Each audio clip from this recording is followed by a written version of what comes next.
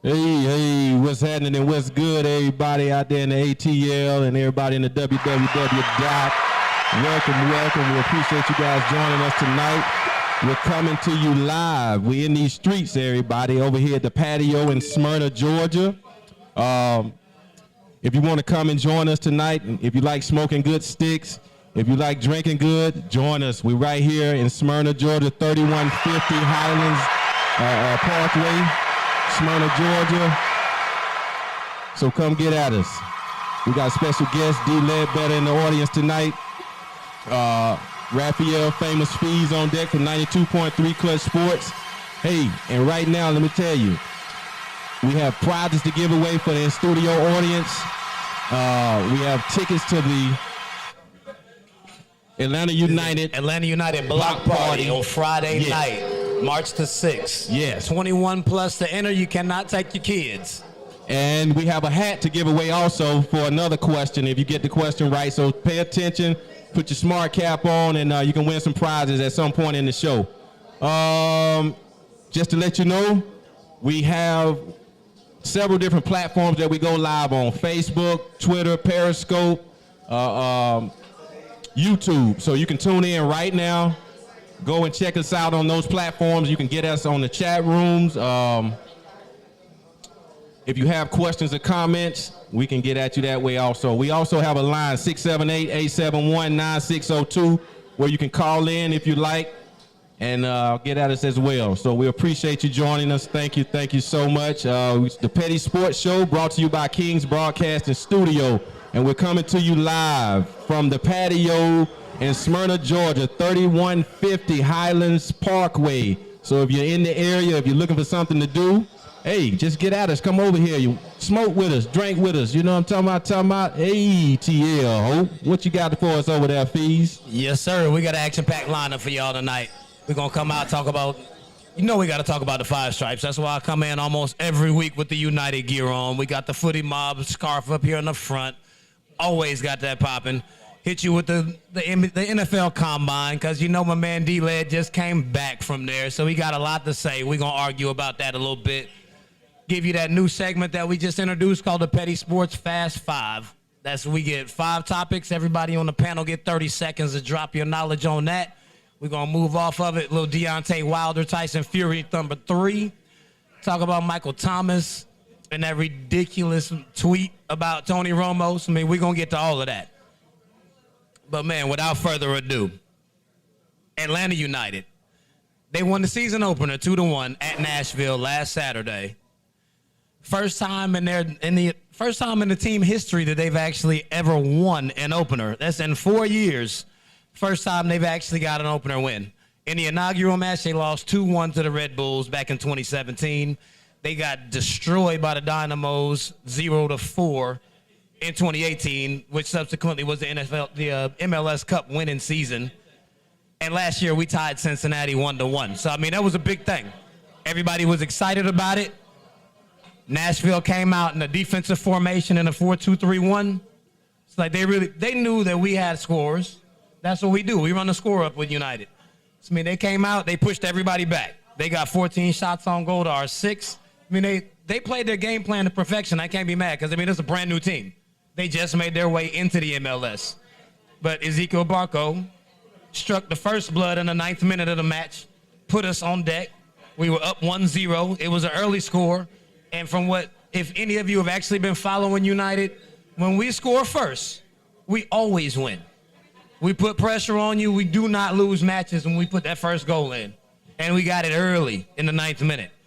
They did tie it up on us. It was a pretty decent match, but Emerson Hyman, he came in with the go-ahead goal in the 37th minute to put us up 2-1, and that's how it actually ended up playing out. It was a tough back-and-forth match for the rest of the time up until the tragic moment where we lost Joseph Martinez. Joseph Jesus is what we call him.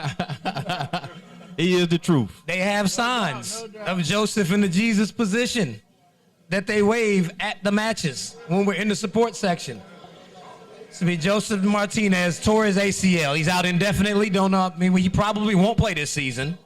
So we're going to have to lean on everybody. Frank DeBoer has a very nice system in place at the moment. He started bringing in players that actually match his system. We're going to have to lean on P.T. Martinez, Ezekiel Barco. We need a lot more out of him than what he did in the Nashville match. Brad Guzan is the best goalkeeper in the entire MLS, so we really are going to have to be all the way on him. We got to lean hard on Brad. We really need to hope that Guz don't have to do too much. So we probably going to fall back into a defensive position ourselves like what we actually watch Nashville do. So, I mean, brother, I don't want to take away y'all all the time on the 5 stripes, but I just had to get all the rest of that in. I mean, the upcoming 5 matches, we play on Saturday, the home opener against FC Cincinnati. That'll be our first match without Joseph. I think we'll be fine in that match, but we got Club America on Wednesday. Hey, man, did we introduce D-Led? We forgot all about D-Led over here, man. We just went right on in, and D-Led right here ain't did it. Man, let the people know you in the building, D-Led. Sorry about that, brother. Hey, shout out to Petty Sports. Thanks for having me on the show here today. Look forward to talking about some National Football League action, the Atlanta Falcons, what they did at the Combine, the Georgia kids. We'll wrap all that up. Appreciate you all having me here. Falcons players are working out at the Combine. The general manager and the coach spoke, but no players are working out. We'll see who they're going to take. Some of them might need to go back to the Combine and work out. Hey, man, get off my squad, baby boy. We working. I don't know, man. I mean, but for everybody that don't know, Fees is a New England Patriots guy. He heads the local fan club. He's the president of the local fan club for the New England Patriots. I'm the director of media relations for the New England Patriots fan club in Atlanta. Yeah, so this guy, he quite a mouthful of a title. Always talking trash about our boys, right? Well, that's what's good. Man, but before we jump on to the NFL, to the Combine, a couple of just like 1 or 2 more points to make. I can't let the 5 stripes go that quick. Yeah, and I got something to say. They got 5 games coming up in the next 2 weeks. I mean, that's a lot of matches in a very short period of time. Not a lot of time to figure out what you're going to do without Joseph Martinez. The team is good enough to still make the playoffs without him. Making a run towards another cup might be out of the question. That could be asking a bit much. I hope I'm wrong, but at the moment, I mean, we really have to wait and see. Club America, that's the CONCACAF Champion League match, so I don't really see us beating them without Joe. They gave us all we can handle last year in the Campeones Cup when we beat them 3-2 with Joseph. I don't know if we can overcome that for the CONCACAF, but as far as the MLS is concerned, I think we can still at least make the postseason. And the good part about it is that it happened early in the season rather than August, September. They have time to get it together, figure out what they need. And even with the defenders we have with Manza and Robinson, I think we'll be fine down there, man. You know what I'm saying? They won't be scoring a whole lot of goals on us, but we're going to really heavily rely on Martinez and Barco. And we can get those other 2 guys that don't have their paperwork, their visas in order right now. You know what I'm saying? They can get on board and help us out as well. So, I think the season is looking pretty good for the most part. But I think, like you said, in that CONCACAF, that will be challenging. But for the regular MLS squad, I believe they'll be able to figure it out. The coach has a good system in place. He seems to, like you say, have the guys to implement it. And they seem to be doing pretty well at this point. So, cool that it happened early in the year. I hate Joseph went down like he did. But I think we'll be all right, man. It's going to be all right, man. Joseph Jesus is gone, but somebody going to step up. We have a lot of people step up. Next man up. That's how it's supposed to work. Plug and play.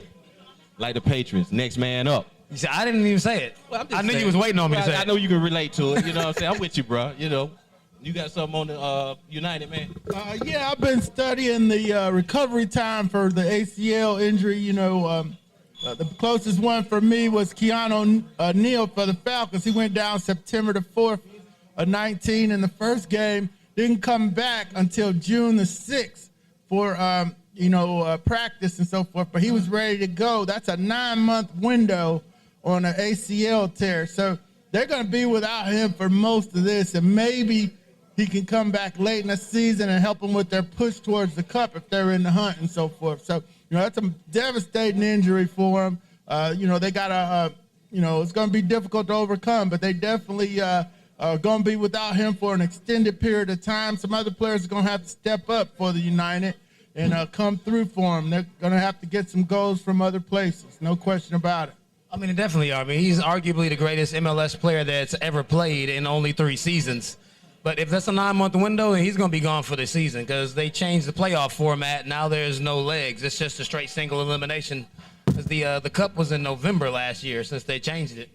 Yeah, so that'll put him out. That'll put him out. It'll be a miracle recovery. They'll try to pace it up and move it faster, but 9 months is usually the recovery from that. 6 to 9 is the early window. So yeah, man, I wouldn't even try to rush him back. We just need to go ahead and get him back for 2021. Mm-hmm. Yeah, we got players in place. We can make it work. Right. I mean, speaking of making it work, I know a lot of y'all are avid NFL football fans, so everybody was watching, trying to check the 40 times, see how many people hit the bench reps, looking at shuttles like you actually have any idea what that even relates to, all of that good stuff. So, man, we're going to dive right into the NFL Combine. We got an insider right here with D-Led. He just came fresh from Indianapolis. So, man, we're going to start this whole thing off with which quarterback was the most impressive at the Combine? Well, I was in there for the quarterback throwing session. Of course, Jake Fromm from Georgia was the guy we were paying a lot of attention to. But Joe Burrow, of course, he did not throw. But the guys who came up out of that as the winners were guys you're going to be hearing a lot about here in the next couple of weeks. A kid by the name of Jordan Love from Utah. They're comparing him to Patrick Mahomes. So he was the big winner coming out. And then also Jacob Eason started his career at Georgia, lost his job, was hanging out a little too much in Athens, went to Washington, got his career back on track, got a big arm. The NFL scouts really love him. So the way the quarterbacks are ranked coming out of the Combine is, of course, Joe Burrow is one out of LSU. Tagovailoa from Alabama. Just 2. And Justin Herbert was supposed to be 3 out of Oregon, but Jordan Love may have jumped over him. So, those are the first tier quarterbacks. And then you get into Jake Fromm and Jalen Hurts. A lot of people know about him from Alabama and his days at Oklahoma. Prolific college career. Went to the playoffs, won a national championship, coming off the bench to beat Georgia. So Jalen looked really good throwing the ball, and I think team's going to look out and get him in the second or third round, be able to play like Russell Wilson and Dak Prescott, who got drafted a little bit later. So he was a big winner, too, in the quarterback group. One unheard of guy that was there, Jeff Davison from the Ivy League, he also looked pretty good in the drills and so forth. So, the quarterback group is there's some talent there. You maybe could find some starters in that first group of 5, and then in that second group, Montez from Colorado, Jake Fromm, Jalen Hurts. Those are some of the names we're going to be hearing as the draft process goes on. Okay, I mean, from what I watched, I definitely don't have Fromm in that class at all. But I mean, we're going to get to him specifically. Well, he's got his own topic. Yeah, let's break that down right now for you, Fez. That boy got a weak arm, man. He's the intangibles, those are some of the things that they weigh. He was a winner in college and underneath passing, and we know, that in New England that the crossing route is the killer route. And Jake Fromm can hit those intermediate and underneath routes at a high rate. So that makes him valuable. The question going in that Mel Kiper had for the public was, hey, is he Andy Dalton or is he Aaron Murray? Now, that's a big difference. A lot of people don't give Andy a lot of credit, but he did take the Bengals to the playoffs in 4 or 9 years with them underneath passing. Aaron Murray wasn't able to crack an NFL roster, and he's in the XFL right now. So, and I think Fromm is somewhere in the middle of that. So some team could take him, a team that's a dome team or a West Coast short passing team, and, play with a good running attack and be a plausible starter and certainly a backup in the National Football League. Definitely more so a backup. I mean, he reminds me of Mitch Trubisky, who also should not be starting in the NFL.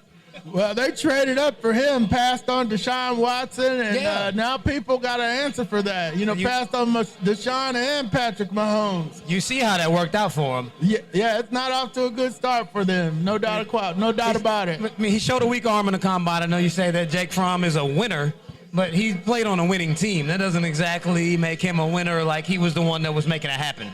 He was a quarterback on the 50th ranked offense in the country with a top 3 defense. That was all defense. Every time when they faced LSU and got smacked because they couldn't score. Well, it was running backs, too. They had some NFL running backs to run out there. Sony Michel, Nick Chubb, then DeAndre Swift. Basically 2 first-rounders he pumped out. About 3, counting Swift, because he's going to go in the first round also. So they lean heavily on that running attack. And but, you know, I'm just telling you what the scout said. He's got, you know, some pro qualities to him. You know, a lot of people don't like the arm, but you know, he's able to move it around and play football and execute on a, you know, high level. He's a proficient. He's a you know, a kind of a game manager type quarterback, which really doesn't do you a lot of, you can't give him a lot of love. But Jake Fromm is a 6th-round pick. Yeah.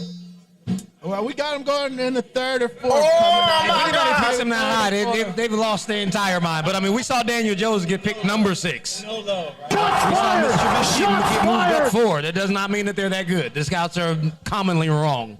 No question. You want to hit, Ron Wolf used to tell us, if you hit on 30% of your picks, you're going to be okay. What you really can't miss on is the quarterback in the first round. And if they take him in the 2nd or 3rd, it won't be that big of a whiff. I don't even think he's a talent to be picked that early. His offense was terrible. If they weren't able to run the ball, then they were shut down. Well, look at this. Look at the whole body of work. Look at the whole body of work. The kid won 41 games. He went to the Rose Bowl. He went to the playoffs twice. He's been a big game quarterback. You can't just dismiss that. He hasn't won any of those big games. Oh, my God. He beat Baker Mayfield in the playoffs. And we see what Baker's doing right now. Nobody had Baker going number 1 either. They did that, and that was This is the number 1 pick overall. he shouldn't have been. Shots fired! Shots fired! Josh Rosen. Who are you going to take? I would have taken Darnold over him. You would take Darnold? I had Rosen rated over him. But then Josh Allen was the one I liked because he had the bigger arm and, you know, better athlete. I thought you could build around him better than you could Baker. All 3 of those guys look better than him right now. Well, okay, I can't say Josh Rosen. He's not even playing. Yeah, Josh Rosen lost his job to Fitzmagic, so I don't know if we could put him up there with the rest Maybe of not the Josh, group. but that Sam and Josh, I would have taken over Baker. Yeah, I had Josh rated 1. I had Baker rated 4, Allen 2, and Darnold was 3rd. And then I had the Pittsburgh kid rated 5th out of Oklahoma State that got some action this year. Oh, okay. I can't think of his name. I know you're talking Yeah, about. they'll come back to me. From South Carolina, Rock Hill, played at Oklahoma State. Got his helmet took off in the big fight with the Browns. Yeah, Mason Rudolph. Mason Rudolph, there we go. That's who it is. That was my pincushion. 5th rated. Yeah, that was my 5th rated quarterback that year.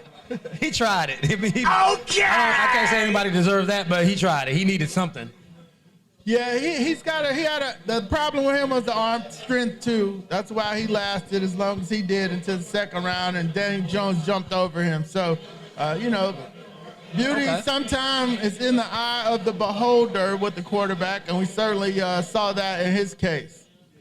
All right, man. Well, Henry Ruggs III from Bama. Oh, yeah. He clocked a 4.28 40.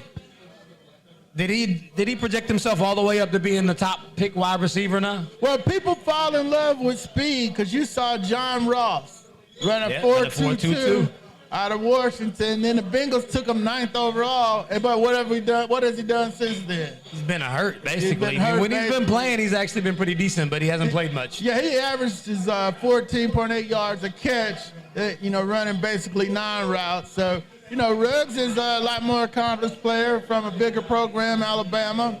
And teams will, you know, take him behind.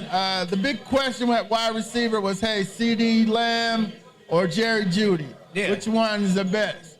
I like Jeudy, but CeeDee Lamb made a lot of big plays out there for Oklahoma. So, you know, you can't go wrong with both of those guys. CD looked good in that new drill, too, that corner catching drill. The corner, post corner. And John Jefferson, the kid from LSU, came on big. A lot of people didn't think he was going to run that fast. So, you know, this is supposed to be the best wide receiver group in a long time. You got about 27 guys projected to go in the first 3 rounds. So if you need a wide receiver, this is for you. This is your draft. You go ahead and take one of them wide receivers and keep it moving. Yeah, but I don't think that moved Henry Ruggs all the way up into the first spot. I mean, we watched him play the entire season. He wasn't the lead guy. You start talking about if you say somebody from Alabama ran that fast in the 40, you'd be like, wait, Waddle came out? That's what you would think. Right. You would come out thinking that was Ruggs that was burning like that because he wasn't producing that way in the games. I'm not saying he wasn't good, but he wasn't that guy while he was at Bama. He just so happens to be faster than Judy, but I would still take Judy over him. Yeah, no question. And then they had quarterback issues last year once Tua got hurt, and then the young kid got out there and tried to play, and he couldn't move the ball around as well as Tua could. So that hurt the receivers also. It did. Granted, Mac was pretty decent, though. Yeah. Little station identification. Go ahead, hit it, Mike Beasley. Yo, we coming to you live from Patio, ATL, the Patio Social Club, 3150 Highlands Parkway in Smyrna, Georgia. We want to thank everybody for tuning in. We're on several different platforms, Facebook, YouTube, Twitter, Periscope, live right now. You can interact with us in the chat room. You can call the hotline, the Petty Sports line at 678-531. Oh, sorry, 678-871-9602. About to give out my phone number. Yeah, so we appreciate everybody for joining us and tuning in tonight with the special guests D. Ledbetter and Feezy from 92.3 Clutch Sports. And I want to give a couple shout outs to Five Stripes merch. Five Stripes merch is Atlanta United fans now have a choice for dope gear. For fans by fans of the Atlanta United. 5stripesmerch.com. The number 5 stripes, MERCH.com.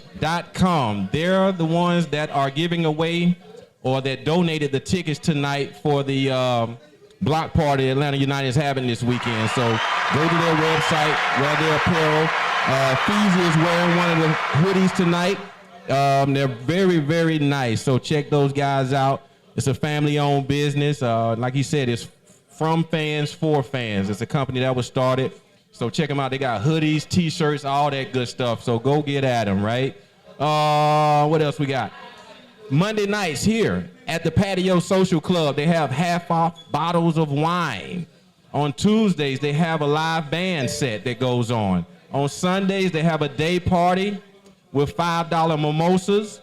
They do advertisements as well that's available. If you want to advertise your business on their platform and their screens in here, they have a setup for that as well. The number is on the screen at the bottom of your page. If you're watching it online, you can see the number 678-403-2136. And you can follow them on Instagram at the Patio ATL, the Patio Social Club on Facebook.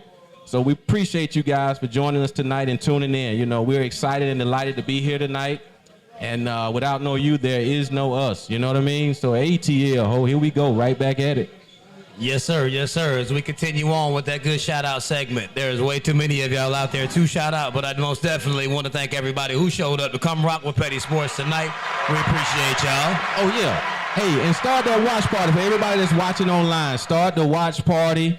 Go share the page with your friends, neighbors, and co-workers. Go join the page, Kings Broadcasting. You can see the banner behind us. That's how it's spelled, Kings with a Z. You can go to www.kingsbroadcasting.com and click the link, and you can hear us on our internet radio station as well. So we appreciate it. Thank you guys once again, and it's on ATL, ho. Yes, sir. We right back into the NFL Combine, baby. Justin Herbert and Jason Etham. Both of them spent their entire college careers running out of the shotgun. So, I mean, will either of them be able to transition into an NFL-styled under center offense? That's a big thing, Fizz. That's one of the things that the teams wanted to see from him at the Combine. A lot of the NFL teams run about 60 to 70% of their attacks under center. So, you know, they practice that with their trainers. They did it at the Senior Bowl, and you know, some of these kids now come all the way up through high school, through college, without having taken a snap under center. So yeah, that's a big thing, but a minor adjustment. We've seen a lot of guys do it. Marcus Mariota, was one of those kids that was a shotgun only, had never called a play, used to look over to the sideline, see if it was a hamburger and a house and a Coach Gruden face. So, looking for them crazy signs. Little crazy signs. So, yeah, it's a big thing whether they can make that adjustment to the NFL, getting under center, taking their 3, 5, and 7 steps drops, getting the ball out, getting it out on time. But their arms are why teams love both of those kids. They can get it up the field. And we saw Herbert in the bowl game.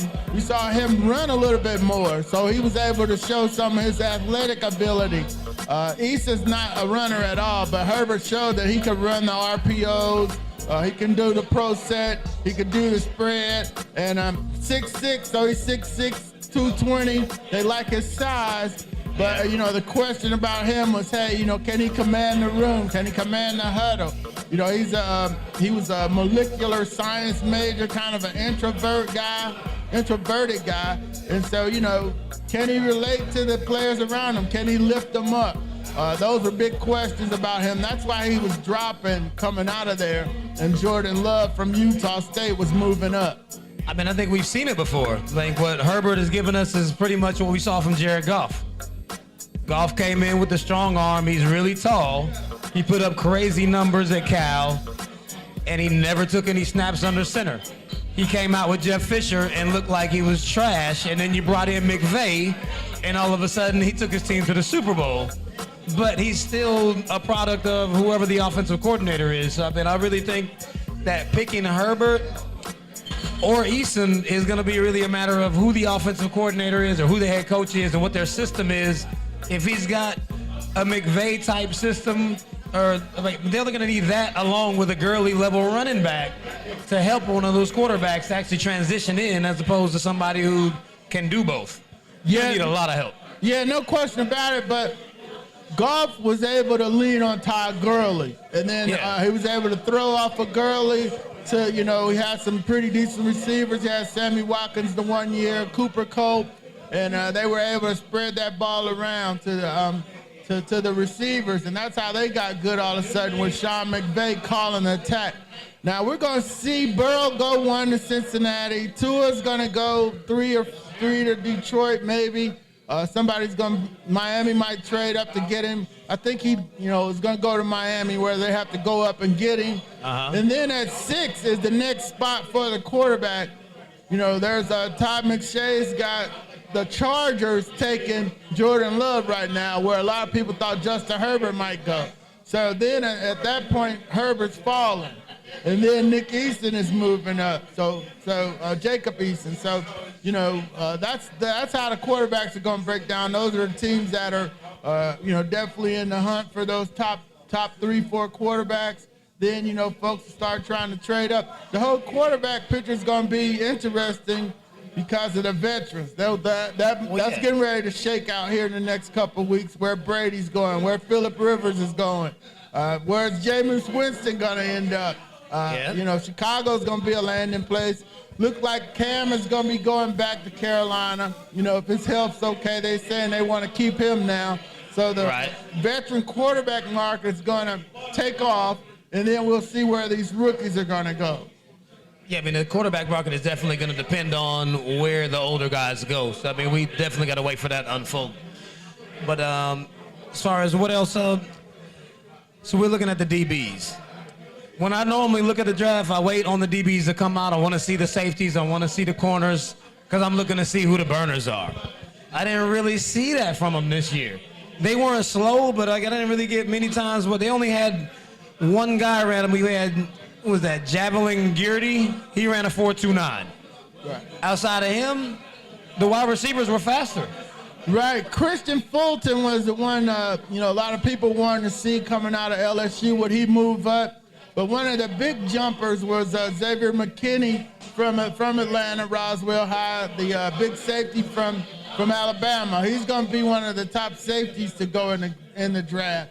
Another one was Kyle Duggar. A lot of people don't know who that kid is. He was a 5'6" player in high school, then he shot up all of a sudden over at Whitewater High here in Fayetteville. ended up at Lenore Ryan College up in North Carolina, and a lot of people love him. They know he's raw, but he can hit, and he's got size. So, you know, you don't have the top flight corners that we've seen in the years past, but there is some quality at the cornerback position. I just be kind of weary because of how fast some of the wide receivers are, the ones that are in the league and some of the ones that are coming out. I don't know if these DBs in this current class are going to have the top-end speed to actually keep up with them. You see what kind of problems teams like Kansas City and San Francisco present to you because they have teams that are just world-class sprinters. Yeah, no question about it. They, you know, they spread you out and they hit you with speed. You see Tariq Hill and McCole Hartman running off each other. Then Sammy Lee Sammy's fast, too. Sammy's fast, too. You saw that move he put on Richard Sherman in the Super Bowl to get free. You know, so Richard's not a fast corner. He tries to keep you in front of you and put his hands on you and so forth.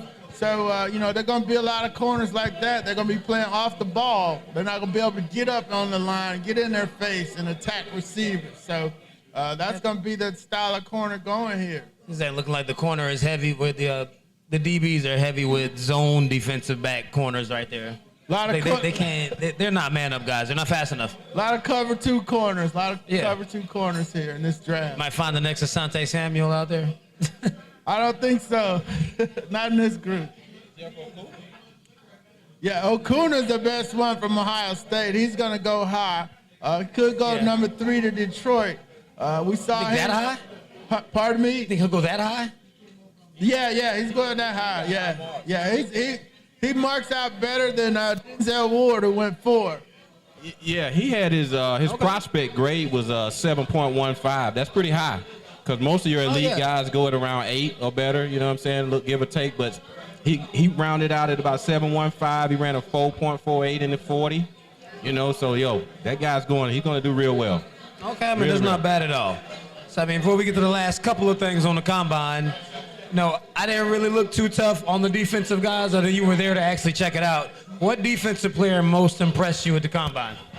Oh, that's easy, man. My man Derek Brown out of Lanier High School in Gwinnett, the big Auburn tackle. Man, if you can get him, he's going to go high. He's going to go real high. He did a really good job, at the combine for a big guy running and so forth.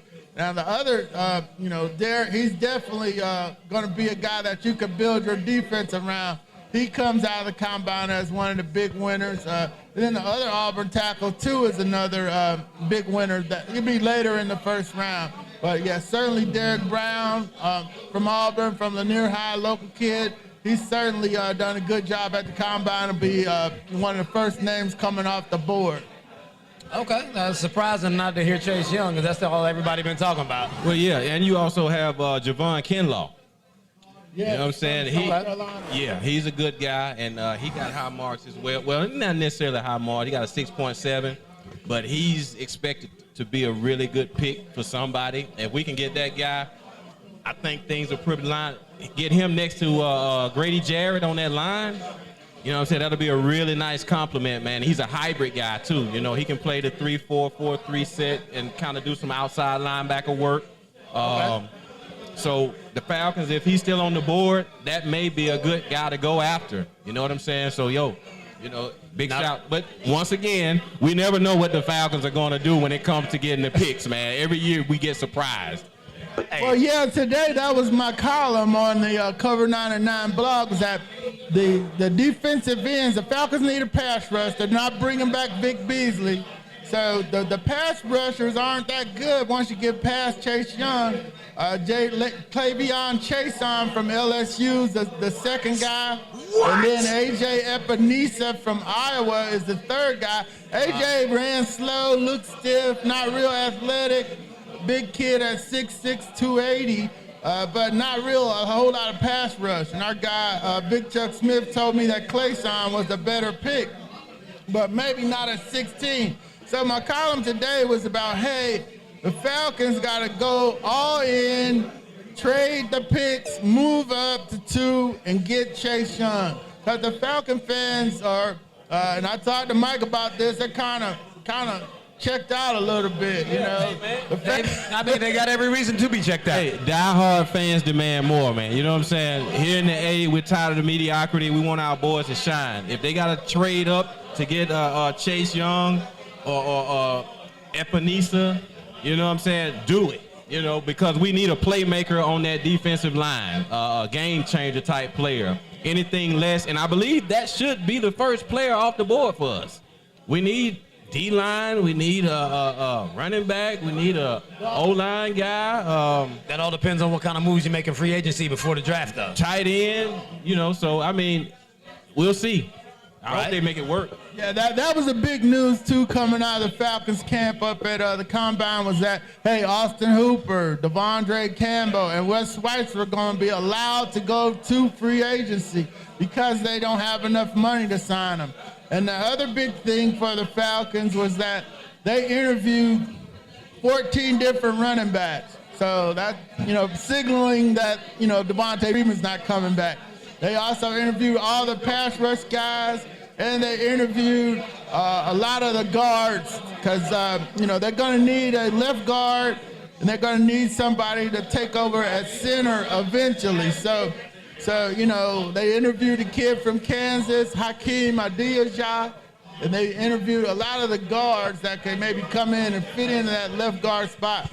So in the first 3 rounds, they have to come up with a defensive end, a left guard, and a running back. So it depends on which value you place on that player and which round you take him. Dimitrov said that while we don't think that there is a lot of good pass rushers in the draft, that they believe that they can find one in the first, second, or third. So that's how their scouting board is set up.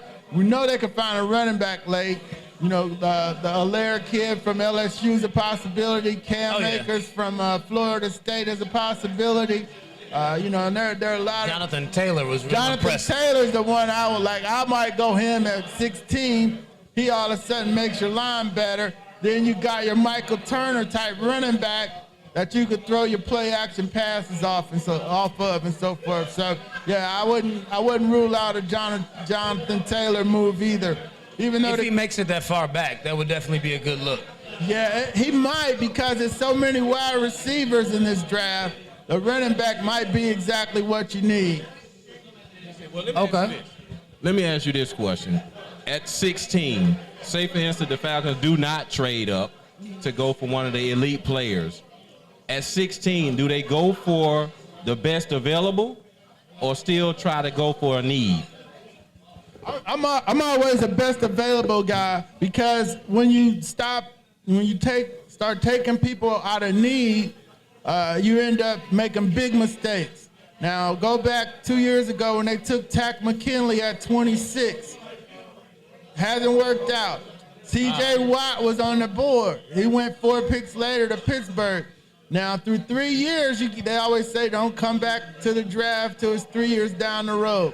So here, 3 years down the road, they drafted Tack McKinley, who had shoulder problems in college. What's happened? He's been hurt. He's got a shoulder surgery this offseason. Now, he's played in 41 games, only made 21 starts. He's got 16.5 sacks.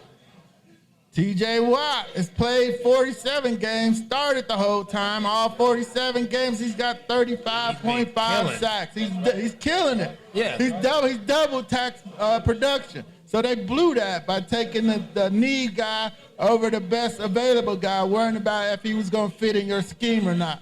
At 16, you take the best player available, hands down. All right, that's what's up. We're going to do Oh, absolutely. So, man, check it out. I know it's a whole lot of Savannah State folks in here. I know it's some Morehouse grads in this joint. Fort Valley. So y'all see where we're going with this right here. Say Albany State, I thought I heard that back there. Okay.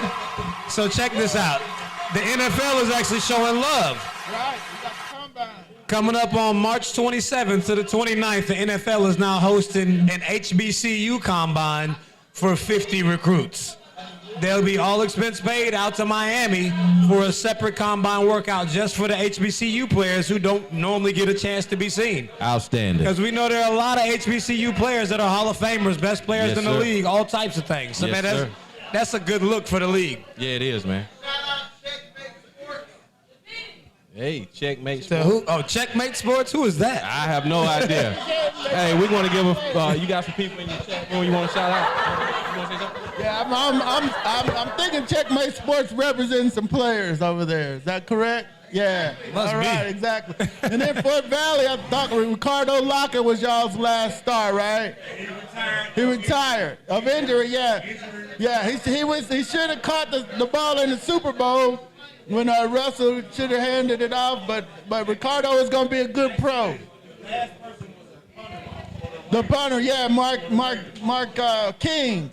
Yeah, Mark King. He's kicking in the XFL right now.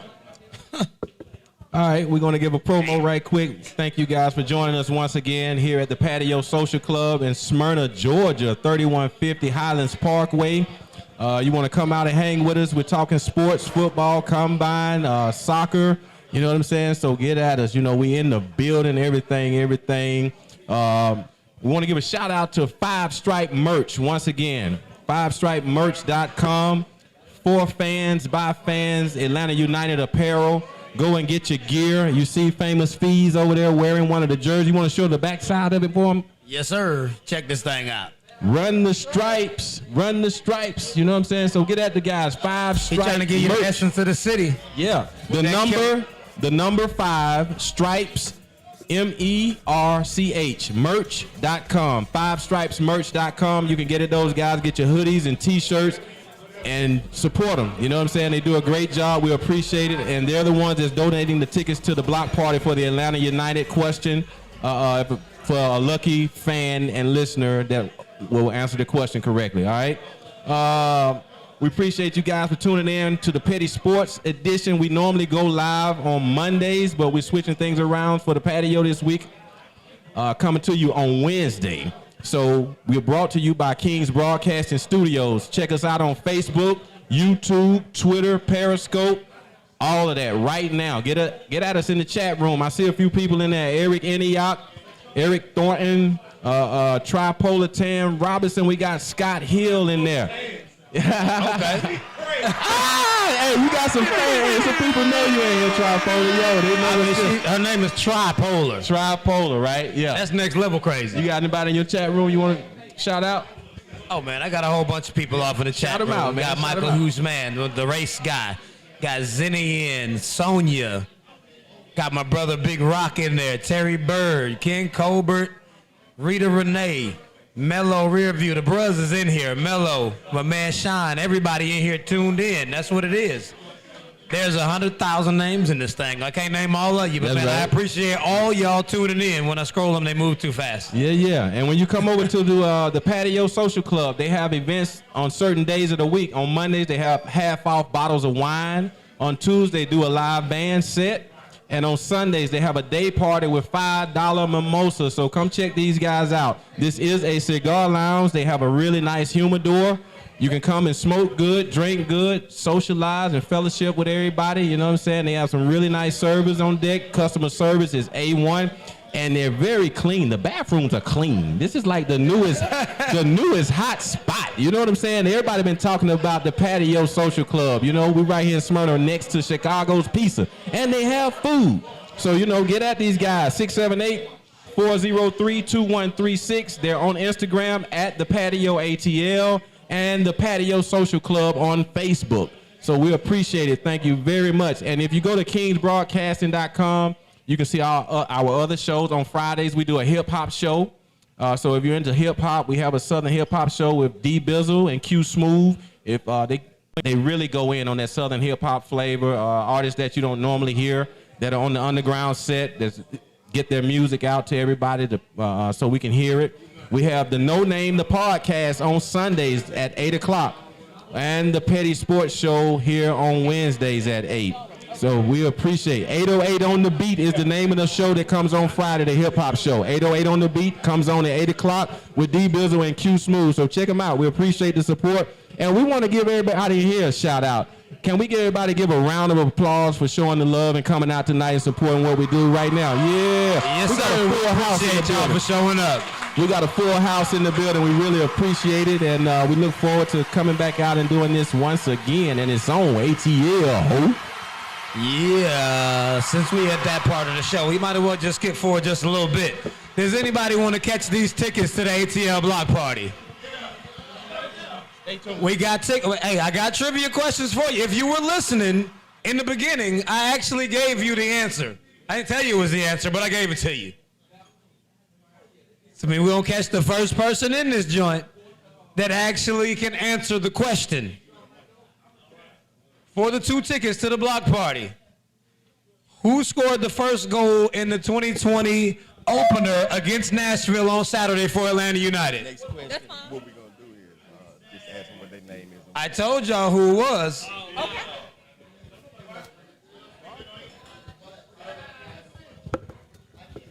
First goal in Nashville. No, he got hurt is what he did. The pity didn't score. That man said Pele.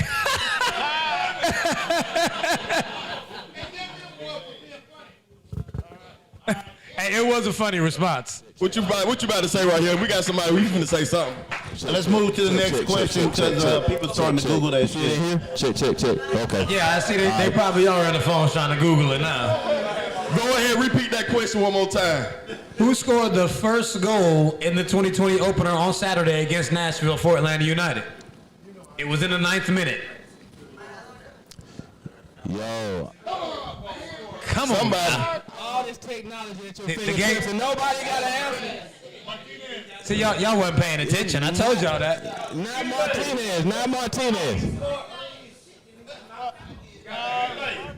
What you say?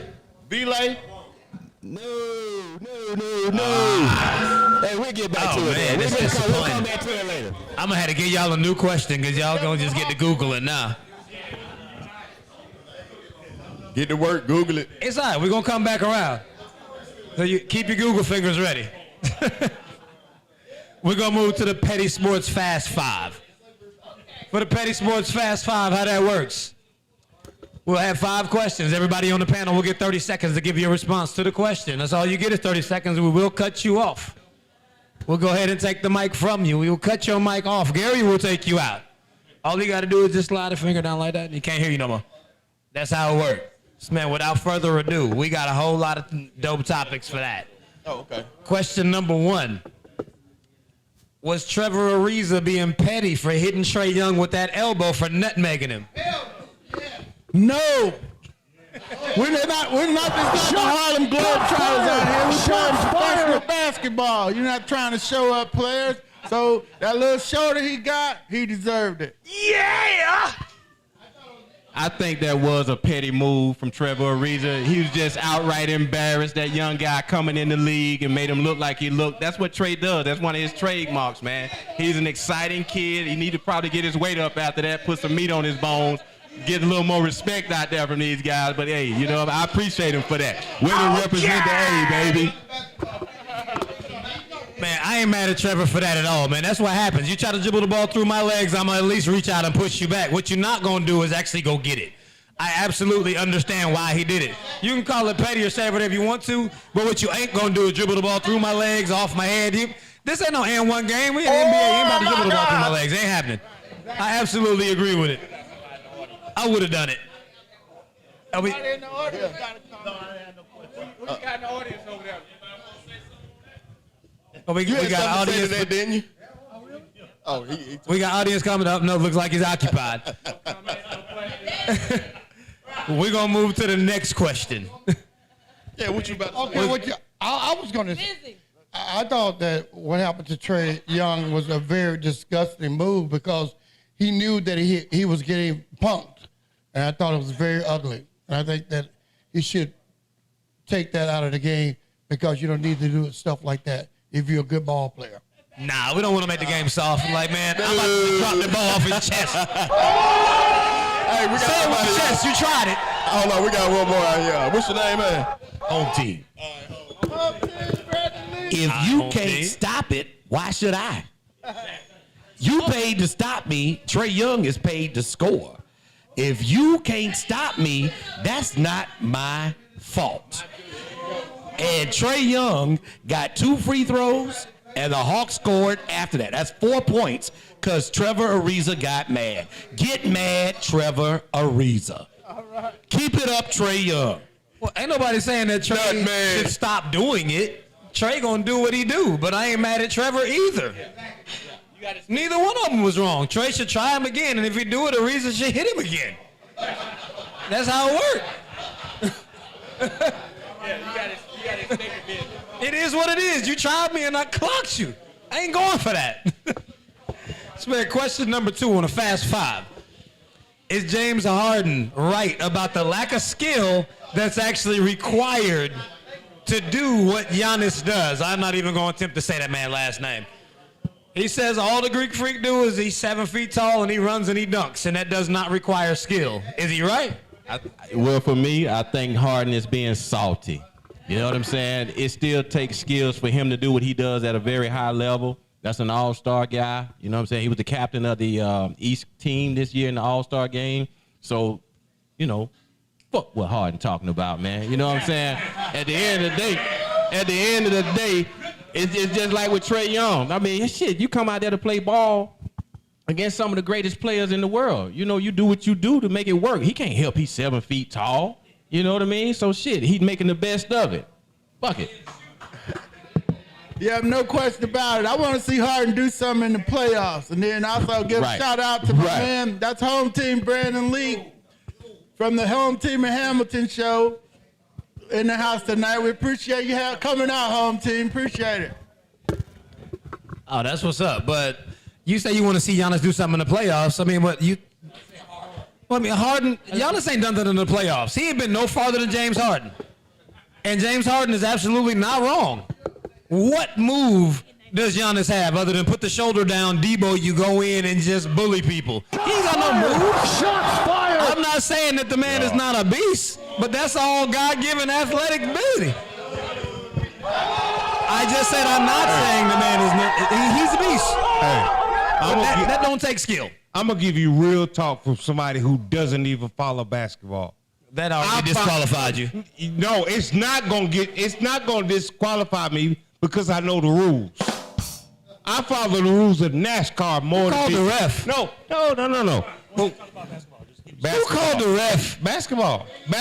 We got a snitch in the house. Oh, basketball. One of the first things somebody told me was my father is a state champion in basketball. You only got so many steps you can take before you need to let that ball go and go up in the hoop.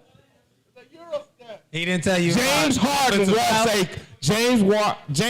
walks a country mile before he lets that ball go. How much more ridiculous is that than going in the paint and pushing your defender into backboard support? No, but if you sit there and follow the rules of basketball, you can sit there and watch his feet. 1, 2, 3, 4, 5, shake and bake, 6, 7, and then he goes up.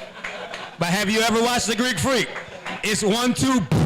No, I'm talking about the rules. Man, like Adrian Peterson, the rules say you can't do that either. I'm talking about the rules of basketball. He ain't no more right. You can't dribble more than twice, and you can't step more than 3 times. And then you got to stop and pop.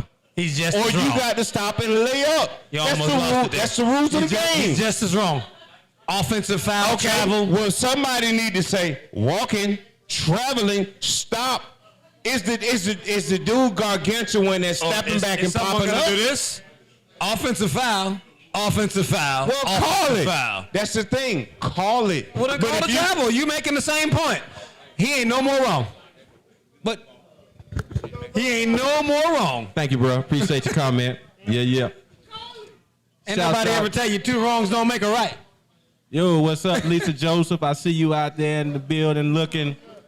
If you hadn't tuned in right now, you can watch us on YouTube, Facebook, Twitter, and Periscope live. Interact with us in the chat room. If you got comments or questions, we appreciate it. Thank you for joining the show tonight. You know what I'm talking about? We at the Patio Social Club here in Smyrna, Georgia, 3150 Highlands Parkway. Come on out. If you don't have anything to do, we'll be here to 10:30 doing this.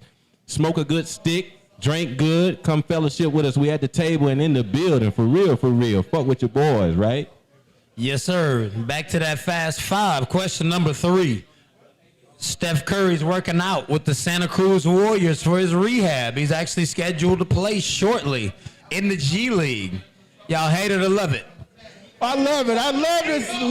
Love it. All right, we got Brett weighing in. He hates it. He wants the Warriors to keep their draft pick, win those lottery balls. I love it. Seeing the guy come back, he put his game back together.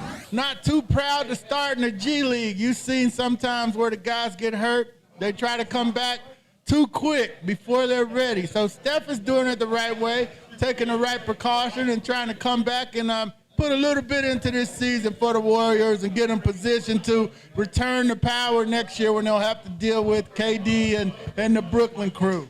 Oh, man, I absolutely love it. I mean, I don't see anything wrong with it. He's rehabbing. He's trying to come back. The team isn't actually scrimmaging or doing much, and he can't just return the gameplay. And on top of it, he's made some of them dudes' lives. Have you seen them taking pictures with him? They practicing with him. Heard them talking about the experiences they had, watching the way he works out, just to actually be in the presence of somebody that good. He's the most decorated player to ever play in a G League game, period. I think it's pretty dope what he did. It's not like he got demoted to the D League. He's just doing a service. I think it's a good look. I think it's a good look also, Fees. He's setting a standard for the young guys to follow.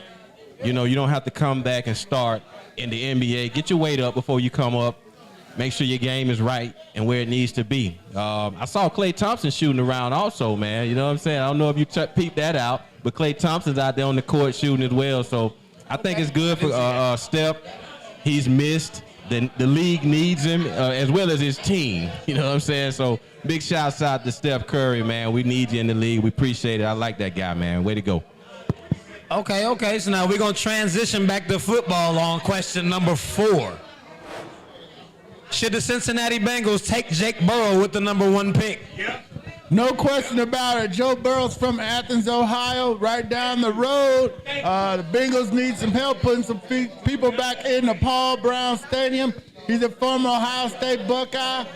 Couldn't win the job up there, went down to LSU and did his thing. The Bengals don't pick him number 1, that'll be a travesty. A whole travesty? Yeah, a whole travesty. Yeah, all right. Yeah, I think they should pick him as well, man. That's the number 1 guy in the draft. They'll be fools not to pick him. They need him. Cincinnati needs something in that city to spark that team, and I think he's a cool NFL-ready guy. I said that back in the playoffs and when he was going through for the championship series. He's ready. He is definitely ready, man. I can't wait till he get to the league to see what he offers and brings to the table. Man, I think he's NFL ready with the right system, but I don't think Cincinnati is it. Well, he took the first step by telling them, hey, y'all better sign A.J. Green. He needs A.J. Green. He's got some other receivers. He's got the tight end. They got to try to get that in there. I think they need more than A.J. out there for him. He had a track squad with him at LSU, and he also had one of the best offensive coordinators, or that wasn't actually Joe Brady's title, but he basically was running the offense. Yeah. In the business as far as the college game was concerned. He was at LSU with the same squad the year before that and only threw for 2,800 yards. He came back the next season after Joe Brady got there and threw for over 5,000 yards and had one of the greatest seasons in college we've ever seen. But you got to give Joe Brady a lot of that credit. I don't see him going to the NFL and doing that. I'm not saying he's going to be a bust, but he shouldn't go there. Well, do you think he needs to take Steve Barkowski's suggestion and hold out and not go to Cincinnati? He really needs to pull Eli and be like, I ain't playing there. Really? That is not the right scene for him. Wow. Well, if that happens, the only thing that would make sense to me would be for Carolina to come up and get him. They already got Joe Brady to come over there, and I got Coach Matt Rule from Baylor up there. They're going to retool that team. So if there's a way for Carolina to get him and you don't want him to go to Cincinnati, he can force his way to the Panthers, then that would be the move. I mean, I absolutely wouldn't be surprised, and that would be a great move for him. So, man, with question number 5, we're going to keep it to the NFL. And the question, you'll probably enjoy it because I know all y'all hate him anyway.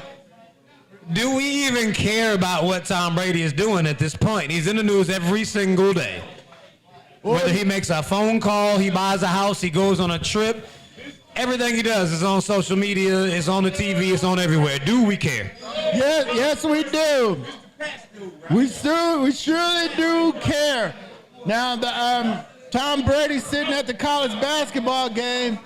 Who FaceTimes their boy at the game? He's FaceTiming Mike Vrabel at the basketball game. That's the tip-off that, hey, he's probably going to Tennessee to get reunited with Brady. But John Gruden wants him in Oakland, Las Vegas. Our guy, they want him at the 49ers. We see where Kyle Shanahan want him out there. Well, Kyle Shanahan, he knows that Jimmy Garoppolo couldn't hit that ball to win the game. He know Brady can make that ball, make that pass. He got a Super Bowl ring. Yeah, two passes, they'd have had a ring. Yeah, Jeff Darlington said today that there were 4 teams that were ready to sign Brady right now. So we're going to see that other shoe drop here before March 18th when a new league year starts. Tom Brady to Tennessee is what I'm thinking. The Tennessee. Bell, what you got? I'm more interested in the reports I read about him linking up with Antonio Brown. They've been having conversations. In Vegas, right? Yeah, Antonio Brown and Tom Brady has been having conversation, and they're thinking he may go back to New England with Antonio Brown. Where did you hear that? You heard Antonio Brown's coming back to New England? No. With the package deal. If he goes to New England, he's taking Antonio Brown with him, perhaps. That's just some of the reports I read. Man, yes, sir. Don't threaten me with a good time. Hey, I know you'll love it. I would love that, but just as far as the actual question about caring about what Brady's doing, I absolutely do not. There's too much. I wrapped my brain around him leaving, and then it was like, wait. I think he's staying. No, he's leaving. No, you saying something every day.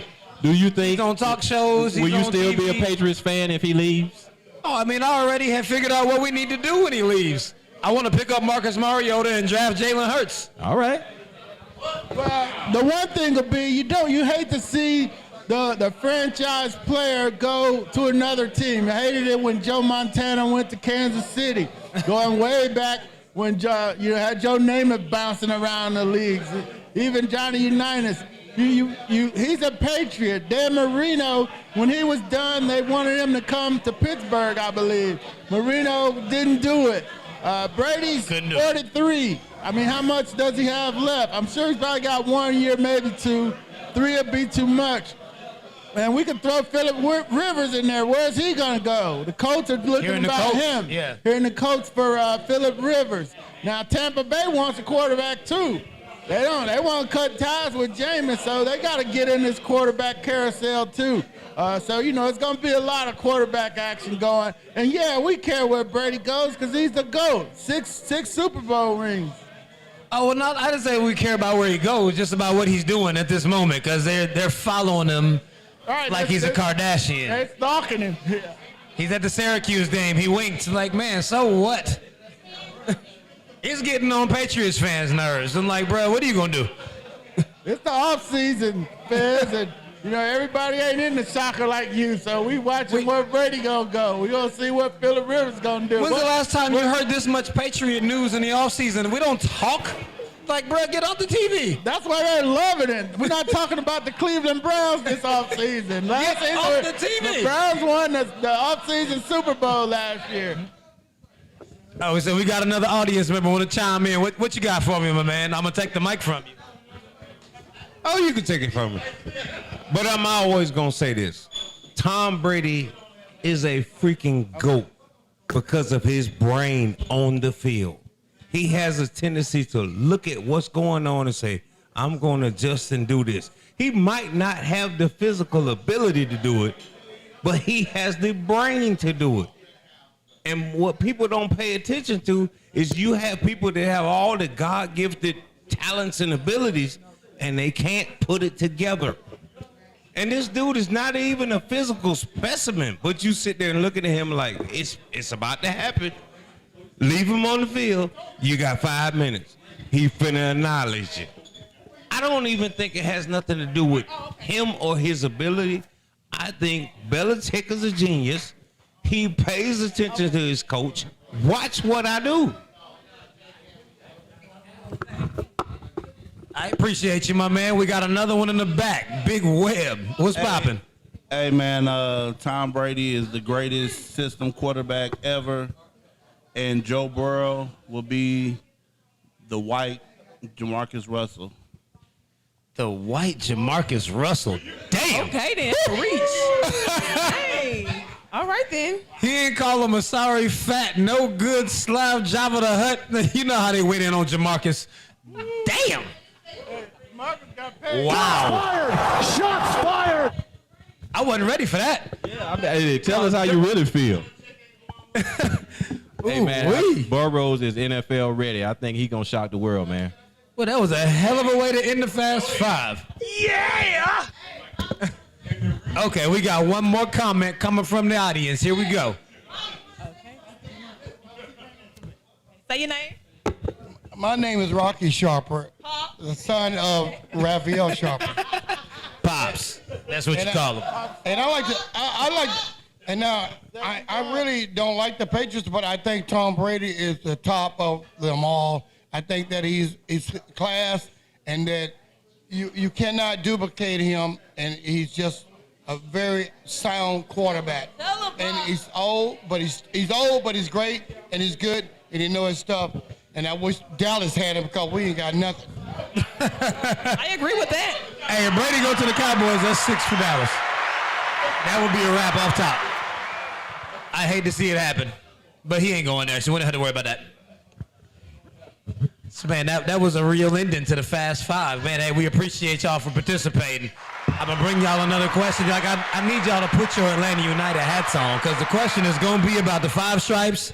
We can't give away tickets to the Atlanta United block party off of a question that ain't related to soccer. So I need y'all to, I'm going to have to make it a little bit easier, apparently. Only other person in here to know the answers to the question is the person who provided the tickets. Well, hold on. Has anyone answered the question as of yet? All this technology in the rooms. We got a winner. Where'd that come from? So my man back there in the back said Ezekiel Barco, which is the correct answer, scored the goal in the 9th minute of the match Barco. against Nashville. Daryl Holly, D-United. Oh, he called himself D-United. All right. Yes, sir. Bring the tickets. I got him right here. I'm not bringing him. You can come on up here. Hey, congratulations to D-United. He finally got somebody to answer that question. That's what's up.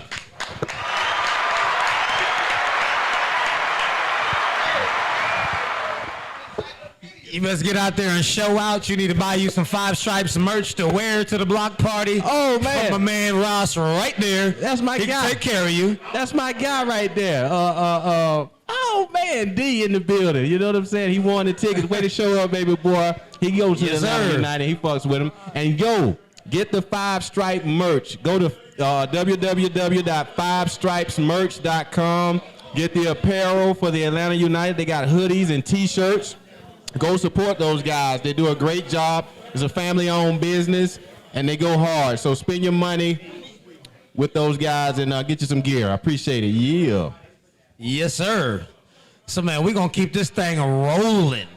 Roll I it. got more hot topics for you. Keep it coming. Wilder Fury 3 has been set for July the 18th. 4 months from now. Is that enough time, even if Floyd Mayweather Jr. said he's going to train him? Is 4 months enough time for Floyd to get Deontay Wilder right to not get his ass knocked out again? Yeah, no question. Wilder's gonna have to show some boxing ability. He's just setting up with his right hand, setting up for the right. We gotta see a jab. You gotta mix that up. You gotta hit the jab, throw the combo, do some boxing, man. Mayweather can only help him. You know, he stayed there and got hit. So I want to see him come out remade. We need to see a Wilder with a left hand throwing that jab, set up his right hook. He's just sitting there waiting to throw the right hook the whole night. And then got took it to him. But he's got to box if he's going to win that fight. Yeah, like that dude ain't no boxer, man. Hey, we got a call on the Petty line. Who we got on the Petty line over there, Petty Man? We got Petty Man back here on the engineer booth, one of the ones and twos, making it all work for us, you know what I'm saying? Oh, they hung up. Okay, all right. Oh, the caller is gone. But, man, Deontay Wilder is just not a seasoned fighter at all. Like, he reminds me of after prison Mike, when he came back out and started all the praise be to Allah. He couldn't box anymore. I don't really know what was happening with that. Like, he stopped training. When Customato left him, all he was doing was waiting on that right hook to knock somebody out, and that's how Wilder fights, period. He never even possessed the boxing skill that Mike had and lost. Wilder, 4 months is absolutely not enough time. Even if Floyd Mayweather is with that man every single day, he gonna get knocked out again. You can't teach that man how to fight in that short a period of time. I told you he was gonna get his ass whipped the last fight. I told you he lost the first fight. That was not a draw. Wilder beat him in every round except for the two that he got knocked down. Fury. Fury beat him in every round, and they've now fought 19 rounds, and Fury has won 17 of them. That ain't gonna change. When they fight again in July, he's gonna damn near end Wilder's career unless Wilder comes back to try to fight Ruiz, who also has a puncher's chance to knock his ass out. I agree, man. The Gypsy King, he real. He don't play. You know what I'm saying? When he in the ring, he is a real boxer. And that's something I don't think... And he's a psychopath. I don't think Fury has faced that type of opponent to the point to where even if he has Mayweather to make a difference in what he's doing in the ring, it's just not enough time. I don't think he should want that ass whooping again so quick. We got one back there. What that? Well, I was saying, if I said something wrong, I was meaning the Gypsy King is the real boxer, and I don't think Fury want none of that medicine again. You know what I'm saying? It'll probably take him 6 months just to recover and get his goddamn weight up, you know, like it's supposed to be. Man, is his ear still bleeding? It may be, man. I don't know. I guarantee you he's thinking about it every day in training camp. He got his ass whooped. Yeah, he did. Tell him to take that dumbass Black Panther Spartan 300 costume off before he walk out to the ring next time. Yeah, he blamed it on his costume, Put on right? a 45-pound costume and then blamed it on that. Oh, it looks like we got the caller back. We got on the line. somebody on the Petty line calling in. What you got for us? Caller, you on? What's popping? Hey, what's going on? Hey, speak on it. You got the Petty Sports crew. What you got for us? Hey, this is Fly, man. Correll Bilbrew from Forest Park, Georgia. All right. Welcome to the show, man. Speak on it. Hey, I want to say congratulations to Forest Park Panther ladies. They are going to the state championship down in Macon. Okay. And they're going to represent on Saturday. All right. Way to go. Okay. I got 3 things for you. Go ahead. I'm proud of y'all, number 1. All right. Number 2, Matt Ryan sucks. And number 3, Tom Brady wins when he cheats. You say Tom Brady Anybody want what? to doggone talk about any of those things? Let me know what's up. What'd you say about Tom Brady? He only wins when he cheats. Oh, okay. All right. Fees. I think we lost the call.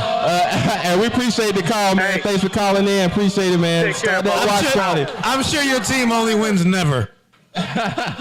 Hey, what my man, I need a drink up here. You know, I'm getting a little low on my drink. Can the house bring me something over here? I appreciate it. Thank you much. You don't have enough wins to speak on me.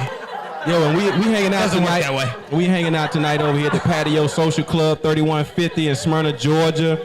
Come check us out. We got the Petty Sports Live going here tonight. We got D. Ledbetter from the AJC. He's the Falcons beat writer. And we got Famous Fees from 92.3 Clutch Sports. And you got Mike Bell, baby, from King's Broadcasting Studios in the house. So, hey, we're going to keep moving. Oh, we always going to keep it moving. The next topic on deck. Budding superstar wide receiver Michael Thomas recently released a tweet about commentator Tony Romo making more than 90% of all the players. Is Romo's $17 million deal too much for a commentator, or does Michael Thomas need to sit his ass down somewhere because he doesn't work for CBS? Hey, you fired. I don't argue about anybody getting whatever the market bears. So God bless Tony Romo. Now maybe Mike can get his contract renegotiated. You know, we have the NFLPA contracts coming up. Maybe they can address that and get the players' salaries up a little bit. But I think we let the caller go. He snuck that in there about Matt Ryan. And, you know, you missed that. Yeah, he snuck it in there about Matt Ryan. I don't understand all this Matt Ryan hate. All he's done is win since he's been here. Took the team to 2 NFC championships, had the Super Bowl one. If he could have checked out of Shanahan's play, I don't understand all this all the Matt Ryan hate out here. I mean, they've been contenders every year. If the line's been good, been to the playoffs 6 times in his career. You got to give him some credit. But I do understand that some people want to move on at that position, but I don't, you know, look at teams like Cleveland that haven't had a quarterback and haven't got a quarterback. So I don't understand the Matt Ryan hate at all. It's misplaced. And that's a big shout out to D Banks. D Banks is a Matt Ryan supporter. You know what I'm saying? So shouts out to D Banks. He can't be here tonight. But hey, think about Tony Romo's contract and Michael Thomas's comments. Well, Mike Thomas and Tony Romo. I think Tony Romo, I'm with Ledbetter on that. I appreciate it, man. Set the table and what the market offers you. You know, and that's really to help the people that's coming behind him. That's to help the guys in the league that may be coming behind him to do commentating and being an analyst. Romo does a great job. He actually calls the plays before they happen, and that's exciting. And people really enjoy that. So he does really good, man. So shouts out to him. Get that bag. You know, set the stage for somebody else. You know what I mean? I don't hate. Yeah. I mean, anybody who act like they don't like listening to Tony Romo commentate a game doesn't actually know the game. You're right. I agree. It's entertaining to listen to him actually cover the game as it unfolds because he really does know what's happening before it happens. He's played in a lot of the offenses, and he can recognize it from the booth. But furthermore, between Michael Thomas speaking on his money, he don't work for the same people you work for. You work for whoever owns the Saints. That's right. That's where your money come from. I think most your of that, league is doing like they're currently negotiating a collective bargaining agreement to figure out how much money that y'all can get. They're getting you a little bit bigger piece of the pie. Tony Romo don't work for the NFL. He works for CBS. I agree, but I think in part it's part of the negotiating tactics for the CBA agreement. In part, you know what I'm saying? Well, we got some more people in the audience that want to chime in. I got a question for Yeah, but he needs. No, I got a question for y'all. Since Tony Romo getting paid $17 million a year, is that the most he ever got paid a yearly when he playing football? It is, because that actually speaks towards the fact that he's a better commentator than he was a quarterback. He ain't win nothing as a quarterback, but he's the best commentator we've seen. Hey, and he earned that money. That comment in question was from our country kinfolk, Rio Lilly. He's a part of the Petty Sports team. He's in the building tonight, so we appreciate it, man. Thanks for coming out and showing up, yeah. We got another one in the back. Okay, we got another question in the back. We got a question in there. All right, yeah, all right. What you got for it? My question is, in what industry does the person commentating make more than the actual players? That's number one. Number two, as my friend Max Kellerman stated, Tony Romo makes more money commentating on Dak than Dak makes actually doing what a quarterback does. Now, there has to be something wrong with that. We know we want everybody to get the bag, but there has to be something wrong with that. Stephen A. Smith is the face of ESPN. He makes $10 million a year. This dude has been commentating, what, 3 years? It's 3 years, right? Yeah. And he is the highest paid person in TV in 3 years, and this man did it for 30? Come on, man. We already know what that is. I mean, we can give you a similar response. He doesn't work for ESPN. He works for CBS. That's what CBS is willing to pay. But as to your comment about what other business where a commentator makes more than the players, you name me the last college football player that has a contract to get paid $1. All they get is the $30,000 scholarship to the school. People commentate on them all the time. No, I said professional. I mean, that happens all across the board because they don't get paid by the same people. I mean, I think There it is, but not the same people. The argument is almost similar to the people that argue about like why WNBA players don't make what NBA players make. And no, I'm not going there with that. It's not the same. Just only the premise on the fact that they don't get paid by the same people. They're not generating the revenue. These people aren't getting paid by the same folks. You are arguing with the wrong people. If you want more money, argue with the person who pay you. If you pay me, why I'm mad at what you pay him? That doesn't make sense. We not getting paid by the same people and we not doing the same job. It ain't none of your business what he make. Just because you know don't mean that you deserve more. If you feel like you do, then strike or something. Protest. Flex your muscle. Do what you need to do. You ain't a quarterback. You couldn't possibly thought you was going to make more money than what Romo get. You play wide receiver. It's not happening. We ain't talking protests. I just gave out an example of something that possibly could be done for Michael Thomas to shut his damn mouth about Tony Romo's money.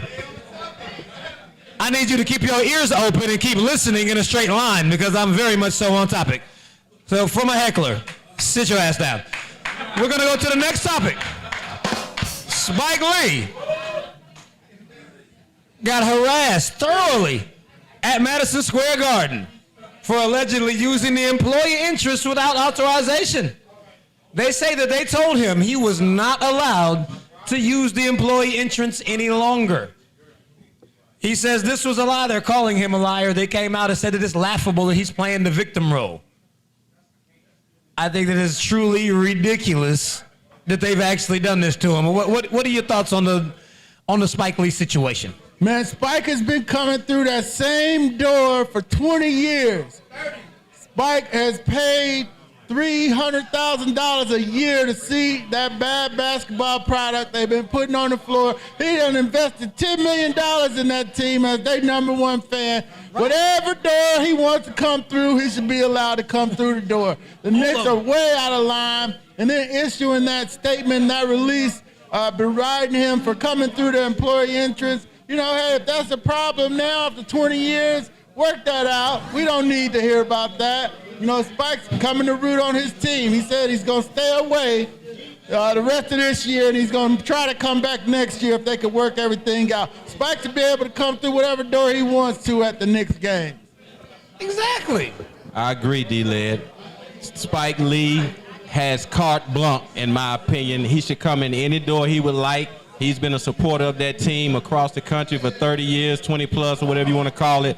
Shouts out to Spike. I think that's a bad PR move for the Knicks. The Knicks should have handled that much better. They could have kept that under wraps and say, hey, Spike, we can do this for you, and you know everybody will be happy. We don't have to make this a big story, right? So, yo. Yeah. I mean, I think that's next level ridiculous. Man, how could they actually even fix their mouth up to come for Spike like that? You ain't never seen the Lakers trip on Jack Nicholson for doing anything. Well, I'm pretty sure when he talked to him, he said, hey, do the right thing. Do the right thing, motherfucker. You know what I'm saying? I'm your boy. I'm always in the building. Right? No matter how bad you guys suck, I'm always in the building. Do the right thing, all right? You're paying $300,000 a year to come see that trash product. They can't bring in any marquee players. They're content with sucking and taking all his money. I mean, they should be honored that somebody actually wants to pay all that money to come through your raggedy entrance. No doubt about it. I got a couple shout-outs. My man, Deron Davis, out in Kansas City, is watching the show. Young kid from Wisconsin. He's out in Kansas City now. My man, Terry Mosley, up in Knoxville, Tennessee, is watching us online here today, too. Let's give them fellas a shout-out. Thanks, Terry and Deron. Hey, that's what's up. We give a shout-out to the guys up in D.C. watching. We got Chadwick Walton. Who else we got? Coral Bill Brew. We thank you for tuning in tonight. We on several different platforms, so you can watch us on YouTube, Facebook, Twitter, the Book of Face, Periscope, right now, live. Get at us in the chat room. We in the building here at 3150, the Patio Social Club, doing the damn thing. We in the streets tonight, y'all. So come over, smoke a good stick, have a drink, and join us for the Petty Sports session. We got like about 30 minutes, 35 minutes left in the show. And we want to shout everybody out and thank you for showing the love and coming out tonight for us. I got another shout out from my man Clarence Hill down in Dallas. He covers the Cowboys for the Fort Worth Star-Telegram. He said, I know y'all are not talking about Dak. Yeah, we're talking about Dak. Dak turned down $33 million, so he got a check coming his way here real soon. He'll be making more than Tony Romo real soon, and Clarence Hill checking in from Dallas for us right now. Hey, Clarence, if y'all want Brady, we'll take Dak for the next 15 years. We can work that out. All right, we'll see. You get your one Super Bowl, we got him. Brady for Dak. How you gonna take that one, Clarence? I'll take that all day. Y'all get your one bowl and then get out of my face. And we'll keep Dak for the next 10, 15 years. It's been a while, about 20 years, right? Oh, it's been longer than that. 95? Can we even remember 95? Yeah, 95. Y'all ain't won a Super Bowl since Freaknik was still popping. Yeah. Maybe we'll bring back Freaknik. It's been a long time. Shots fired! Shots fired! 49ers fans getting butthurt. It's been 94 for them. Shots fired. Shots fired. Fired! Shots fired! Yo, one more time, we want to give an opportunity, and we want to say thank you for the Patio for inviting us in here tonight to do the Petty Sports broadcast live like we normally do every week. Normally, you can check us out. Like I said, I just named the different platforms, but go to www.kingsbroadcasting.com. That's Kings with a Z. Join the page, share the page, start that watch party. Hey, we in the building tonight. Come over. You know, they got different sets at different points during the week. On Mondays, they have half-off bottles of wine. On Tuesday, they do a live band set. And on Sundays, they do a day party with $5 mimosas. So come in, you know, check them out. See what all the talk's about. You know what I'm saying? It's the new kid on the block, and they doing it real big. It's a A1 establishment. They got a really nice humidor. Everybody in here, the customer service is great. And it's clean. Like I said earlier, it's clean. The bathrooms are clean. You know what I'm saying? Hey, come check them out. You know what I'm talking about? They doing it real right over here in Smyrna. And the boys are in the building to help support it, right? Yeah. Yes, sir. The bathrooms of women can come and use them clean. That's clean. Because, you know, they funny about the bathroom. Yeah. Oh, yeah. So get at the Patio Social Club on Facebook. That's the page you can join, the Patio Social Club on Facebook. And you can also follow those guys on Instagram at the Patio ATL. Same thing for Petty Sports. Same thing for Kings Broadcasting. You can get us on all the social media platforms. Join the page, hit those notification buttons, and you can listen to us right now on the internet at www.kingsbroadcasting.com. Click the link, and you can hear us on our internet radio station as well. Thank you once again for joining. And are you guys enjoying the show tonight? Give us a round of applause. Hey, that's what I like. Talking about Appreciate it. Real. Yeah, ATL, ho, we in the building. Yes, sir. And this next one we got for you. Actually plan to hold on to it for a minute, but we about to come with it today. Is Zion Williamson legit a candidate to jump Ja Morant for the Rookie of the Year? Should that happen? I don't think so. Morant's been putting it up all season long. Zion's got to manage his back-to-backs and so forth, 285 pounds. But Ja's doing his thing for the Grizzlies. I don't think Zion should overstep him this late in the game. But we see that big train coming down the lane. We see the future. But right now, Ja is out of the gate cleaner with a stronger rookie campaign. I think Ja Morant is standing alone right now in that category to win the Rookie of the Year award. They're talking about maybe perhaps letting Zion be a co-MVP or co-Rookie of the Year award winner. I just don't think he's played enough games. That would be unfair to Ja Morant at this point. So he should run away with it hands down. He's putting up outstanding numbers. The future is looking bright in the NBA. These young guys are showing up and doing it real big, man. You know what I'm saying? So right now we're going to take a pause to highlight the owners of the establishment that invited us in here tonight. We got George and Keith that are coming over to speak on the business. You want to come over, George? Hey, here we go. The man of the hour. What's up? Ooh, with my ear. What's going on, guys? Thank y'all for coming out. I'm good right here. Hey, All right, this here, right here in front of them bright lights. In front of these bright lights. He said over a little bit more. All right, good deal. Hey, first and foremost, I want to thank Kings for coming out, hanging out at the patio tonight. Really appreciate that. This is something that we want to do every week, bringing us a different vibe every week to the patio, every day. So thank you guys for coming out. Thanks for supporting us. We appreciate this. We're going to do this every week. So, yeah, definitely come back. Hopefully this thing grow. Just keep the energy up, man. I appreciate you guys coming out. Thank you, and God bless. They hit him with the Russell Simmons. I want to thank everybody for coming out to the Patio Social Club. Keep in mind, this is the cigar lounge first, most importantly. I appreciate, once again, everybody for coming out, and be blessed. Yeah, appreciate it, man. These are great guys right here, man. They show mad love. They know what they're doing. You know what I'm saying? Much love and success in the future, bro. Yeah. They got lockers for sale in here, man. You can come in and get lockers. If you want to become a member, come in and talk to these guys. You can call 678-403-2136. Come in and become a member and get you a locker or two. They have some good deals for you, all right? Yeah. Yes, sir. And I think it's absolutely absurd that people are even having a conversation for Zion Williamson to actually be considered for Rookie of the Year. No one's ever won Rookie of the Year playing less than 50 games. Zion's sample size is tiny. He's been out there like a man-child, and I agree. Most folks could see him doing what he's doing. I agree. Barring the injury. I mean, really the only question about Zion has been, is he going to be able to stay healthy? He seems like he's figured out how to play within himself and within his size to where it's not really hampering his ability to continue to play long term. So, I can commend him for that, but he hasn't played long enough this season to even be in that conversation. Well, like I said, the young guys, the NBA is in good hands, man. These guys, they play at a high level. They're doing it right. It seems like they got good level heads on their shoulders. They're playing the game the way it's supposed to be played. It's exciting. So, hey, man, I can't wait to see what the future holds. Oh, yeah. I don't know. There's a lot of basketball heads in the house tonight. So folks are going to really get heated on this.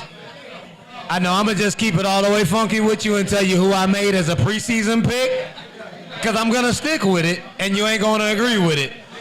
But as far as what we look like right now, to win the NBA Finals, who I have in is Houston and Boston. I picked them before the season started. Now that Houston has switched to small ball, Russell Westbrook has taken that team over. His usage rate has went up. His points have gone up. Harden is deferring. They're not bickering or beefing with each other. The small ball has been hard to defend. Boston looked like a heavy contender on the way in. I don't really trust the Greek Freak any more than anyone else over there because the man can't shoot. You're not going to get away with bullying everybody the whole time. But who do y'all have going to the finals? I already let you know I got Houston and Boston. Well, I'll save the West for last because the East is where the contest is. You got Milwaukee, okay? You have problems with them. If Bledsoe and Middleton come through like they didn't do last year, then they're a beast. They're going to be tough out. Going to be a tough out. So I'm keeping my eye on Milwaukee in the East, but also I like what Boston is doing, giving the ball to Jason Tatum to take over for them. So that's going to be interesting. And then the dark horse coming out of the East is Miami. Miami has been putting it up, putting it together, doing a great job with Jimmy Butler. And then I know people want to write off the Sixers, but if the Sixers get in there, they are tough to beat at home. They got to grow up. Embiid's got to play. He's got to play a little bit tougher, a little bit harder. And Simmons has got, I don't know why he doesn't still have a jump shot. But if he finds one, Philly's going to be hard to beat.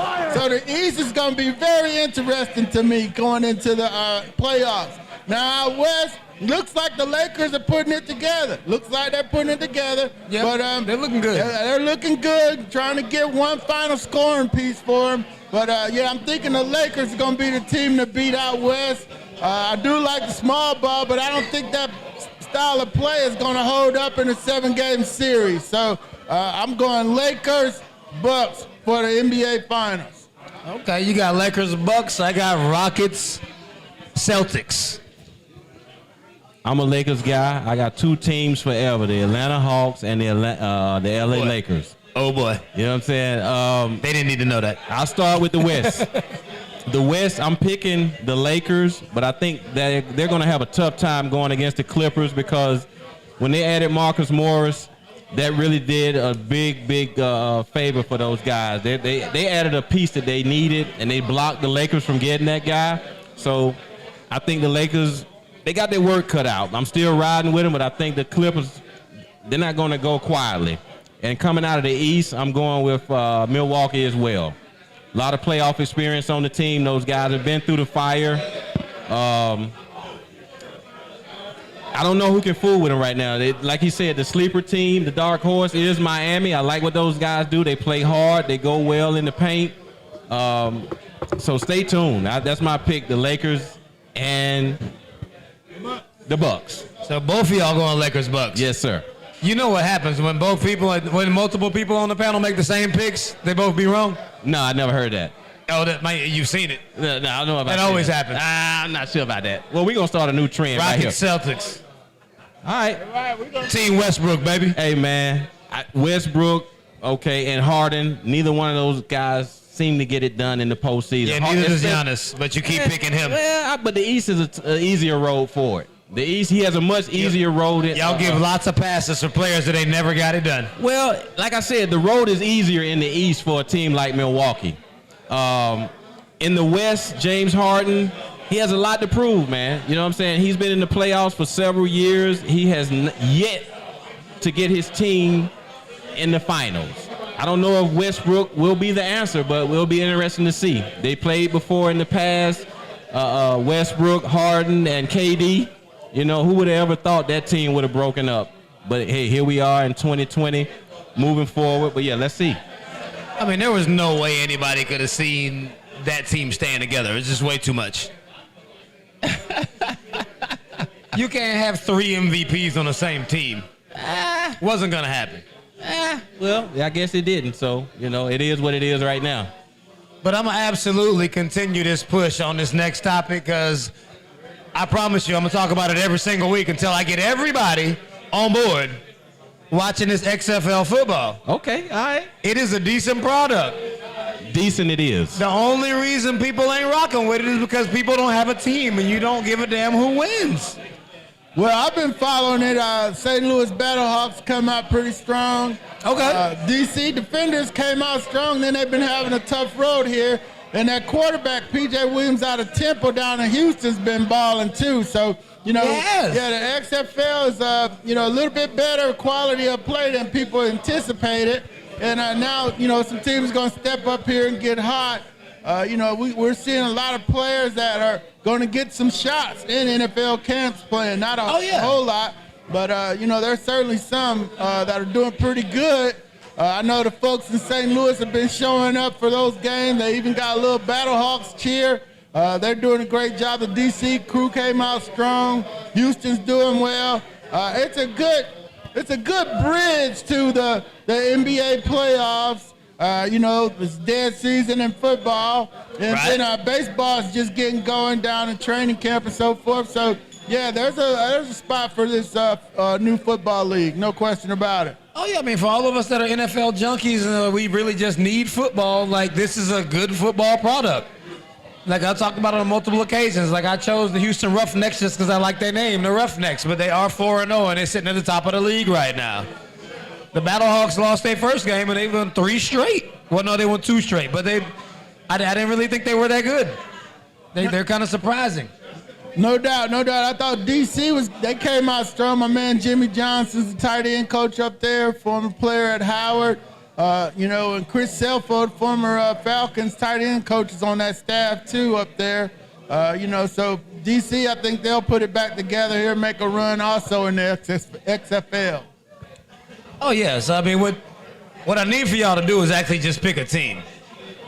Don't matter why you picked them. I told you I picked Houston just because they was called the Roughnecks because the name sounded dope. That was the first week I was like, all right, like the Roughnecks, they sound cold. I'm going to ride with them, and they just so happen to be 4-0. My man over here that came in to support, he's rocking with the Dragons because he thought that they were the Dragons because it was Puff the Magic Dragons, which that would have been pretty dope too. But when you look at the actual name, look at the mascot. That ain't why they did it. So that name, it sucks. I just heard somebody out there in the audience screaming they rocking with the Vipers. Tampa Bay, they are last in the East. 1-3.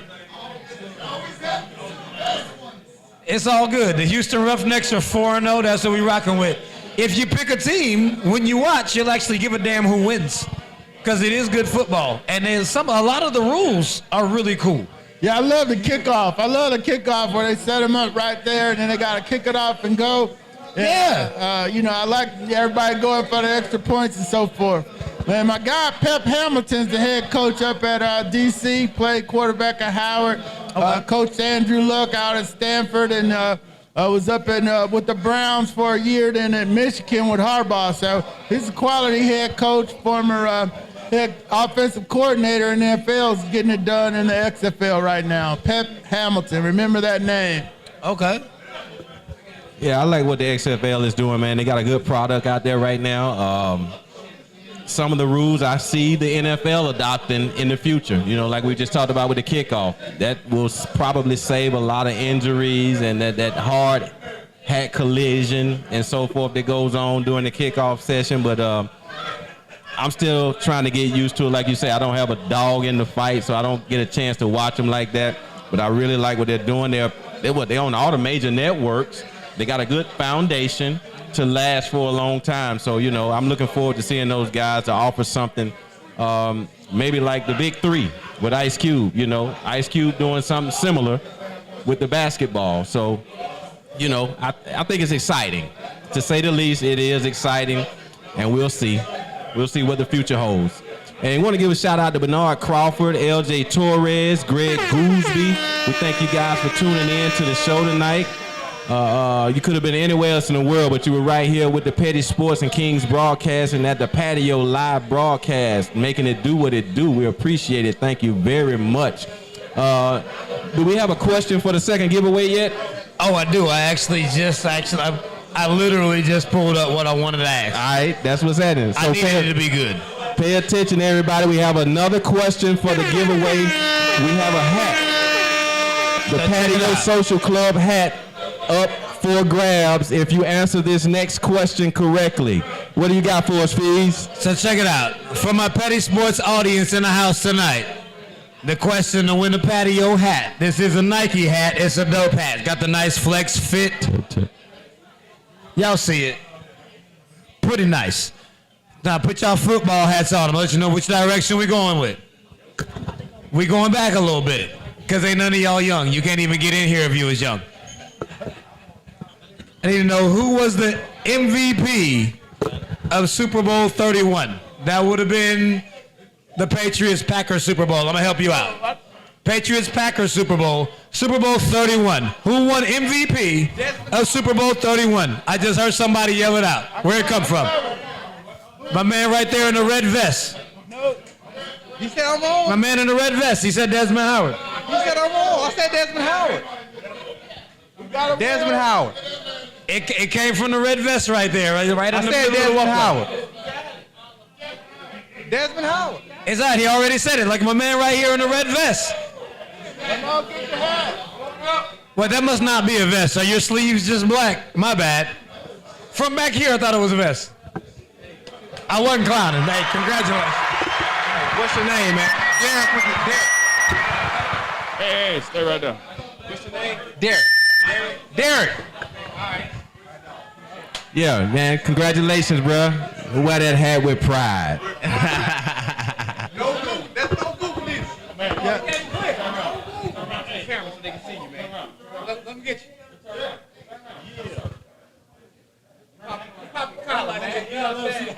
right. Turn the hat around. They didn't see it. Hold it or something. Yeah, that's right. All right. Yeah, round of applause.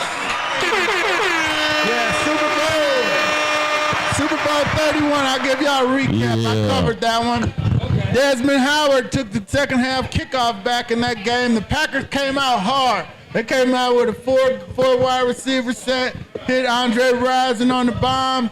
Reggie White closed it out with a sack. The Packers, I covered the Packers at that time. Reggie White. This game was in New Orleans. It was a game where Bill Parcells said, "Hey, if I gotta buy the groceries, I should be able to cook the meal." And so he made that comment. Terry Glenn was playing for the Patriots, but it was my man Desmond Howard from the east side of Cleveland, right out of Michigan, who took that kickoff back. Had a bunch of return yards in that game, and he was the MVP. That was our trivia question today. That's what's good. Way to go, big guy. He ran that shit right off the top of his head. You know what I'm saying? Good job popping that one out. Yeah, I'm going to progressively make these harder when I see what kind of knowledge that the audience actually has. That's right. I can get ridiculous with these questions. It's all good, though. Like I said, we got 15 minutes left in the program, and I want to give y'all just an opportunity just to ask anyone in the panel any question that you may have. I know y'all probably got some topics that y'all want to get on, so long as you don't take yourself to that sport they call baseball. I'm not talking about that. If you ask about anything other than baseball. Oh, well, they'll answer you. Don't ask me about baseball. I don't watch it. Don't watch it at all. But if we got anyone in the audience got questions for the panel. Baseball, soccer, football, basketball. I have a question. I have a question to my son. I like to know, what do you think about? I think that it's a bad decision. I want to know if you can answer. I think it's a bad decision that Curry should come back and play for 2 weeks. What do you think? Oh, I mean, Steph Curry just needs to come back and get in some game shape. He's just going to run a little bit. It's not like he plays a physical style game. He's not going to the hole. He's not going to be getting beat up. He's just going to be out there shooting three-pointers and shimmying out there from the logo. It'll be fine. They may win a few of those games. He's just going to have fun because Steph doesn't care anyway. Steph just plays because he loves to play. He don't give a damn whether they go to the NBA Finals or he just gets a chance to, he's like, I played basketball today. I'm happy. I'm about to go home to my wife and my kids. Steph just, he's living life. I can't be mad at Steph. He going to play his couple of weeks. He'll be good. All right, so we got another one right over here next to me, to my left, right here in the patio. Got one at the bar. All right, we can come right here to that. Right, I got a question for D-Led and everybody on the panel. Is the window for the Falcons to win a Super Bowl still open, or did they blow it when they lost to the Patriots? Well, they got to the Super Bowl a year or two early, and we've seen the window shift in the last couple of years from 5 to 3 years. Go ahead, Seattle. Seattle got there 2 years in a row, blew the second one, didn't get back the third year. The Falcons got there in 16, a year earlier. Their defense, everybody forgets that. Their defense has 7 first or second year players. So they were supposed to make it back the next year. They get to the 1 yard line at Philly and couldn't get it in. And Philly goes on to win that Super Bowl. Then after that, the next year, all those guys got hurt up the middle, where you lost Grady Jarrett, you lost Keanu Neal, you lost Deion Jones. So that 7 and 9 year was down. And then everybody was supposed to be back, and they were supposed to be good last season.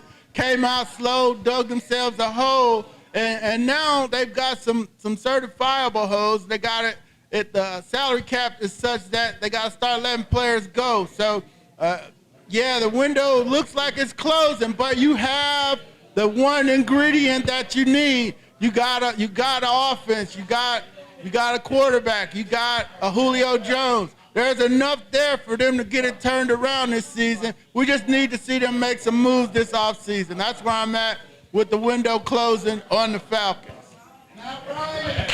Hey, we got one more. We got one more question from the audience. 2. Okay. Before I pass this mic to the left, I want to respond to that question too, because that was a very, very, very long no. Their window is not open any longer. The Falcons are not a contention for a Super Bowl. They don't need the tank, but they're not a contention either. They're about to be they're a habitual visitor of mediocrity. That's what I can give them. Yeah, they're not going to win any more than 8 to 9 games. They may possibly catch a wild card, but Super Bowl's out of the question. Not happening. So I'm going to pass it to the San Francisco fan over here to my left. What you got for me? So, my Warriors right now ain't looking real good. We all know that. Steph wants to come back. I'm really against it because that's messing up the draft pick.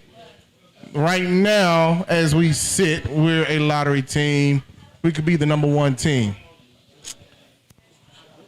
I saw a mock draft today saying that we get Ant-Man, Anthony from UGA. I don't quite agree with that. The reason why, there's too many guards on that team. I personally like Wiseman from the boy that got kicked out of Memphis. Am I right or wrong? I mean, it's like absolutely not wrong. I mean, y'all already picked up Wiggins. You've got Steph. You've got Clay. You have scorers. You don't really need any scorers. You need people to actually facilitate and bang. It's like Golden State is in a particular position where you actually don't need the so-called best player available because the people coming off of injury, they're not a lottery pick team. They've got a championship contending team that's coming off of injury next season and will absolutely be back in the picture. So to that, I'll say you're absolutely not wrong. Yes, Looney is coming back as well. And for everyone who is trashing Draymond, Draymond has never been a player that could carry a team, but Draymond is great on a team where he's got those pieces to facilitate. Once everyone else comes back, all of a sudden Draymond is going to look like that dude again. So no, they don't need him. Go ahead, D. Speak on it. All right, the sport is short. DU Genius.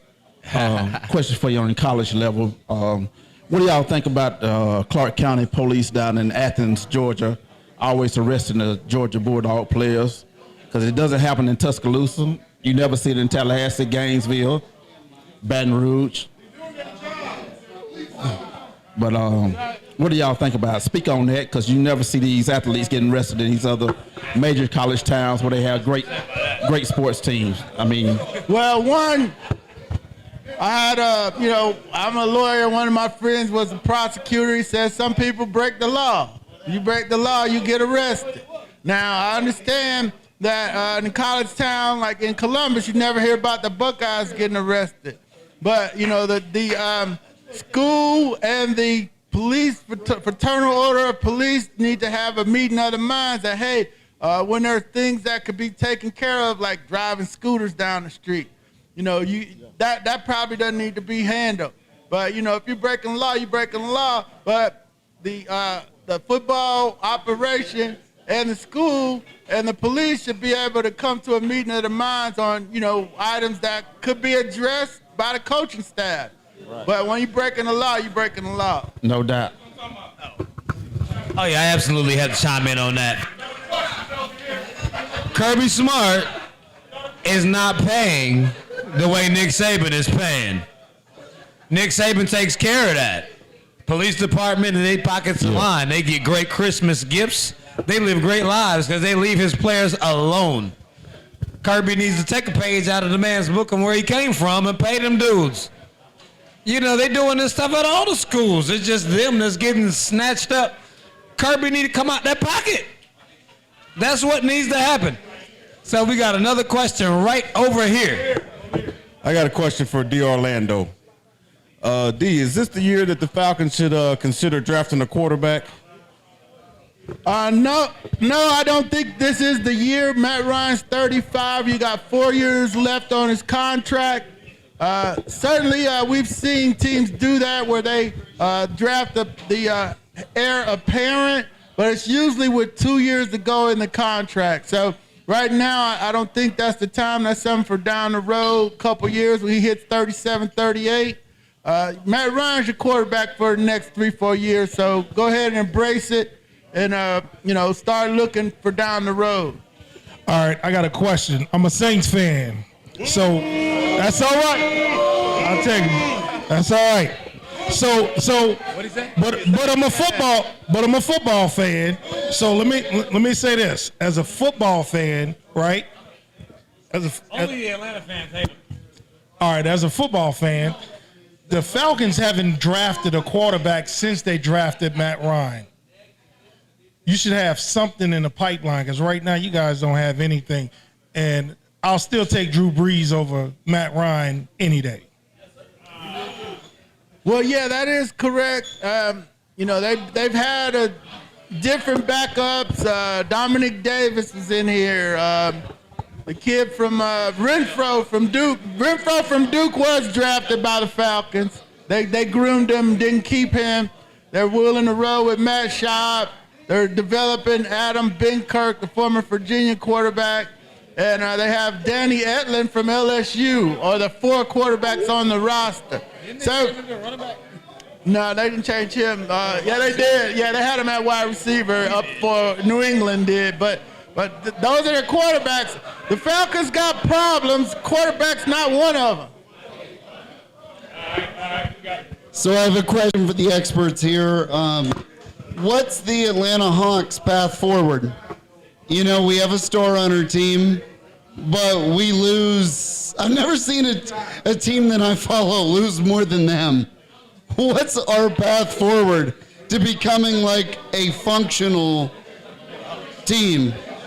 And implied in that, we are not functional right now. Thank you.